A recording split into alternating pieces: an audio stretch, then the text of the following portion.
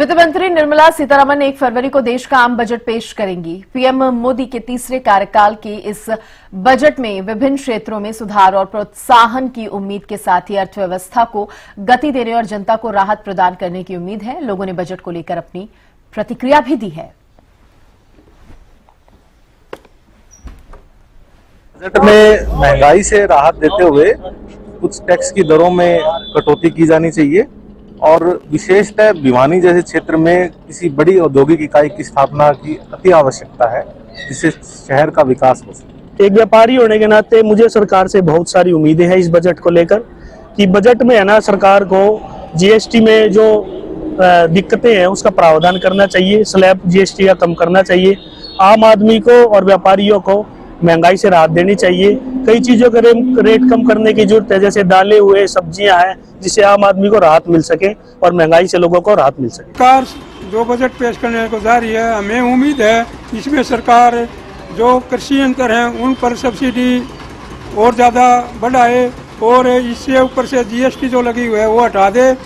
ताकि किसान को इसमें और आसानी हो सके खेती करने में। और जो किसान सम्मान निधि है उसको सरकार बढ़ाए ताकि किसान को बुआरे के टाइम जो भी बुआरा होता है उस टाइम किसी प्रकार की दिक्कत ना आए और खाद बीज में पूरी सब्सिडी दी जाए ताकि किसान और खुशहाल हो सके। प्लस फीमेल जो हाइजीन प्रोडक्ट्स हैं, पीरियड्स के लिए जो भी प्रोडक्ट्स यूज होते हैं उसमें टैक्स बेनिफिट और बढ़ाना, उसमें हमें और उनको ज्यादा छूट देनी चाहिए, उसमें टैक्सिंग बिल्कुल भी नहीं होनी चाहिए।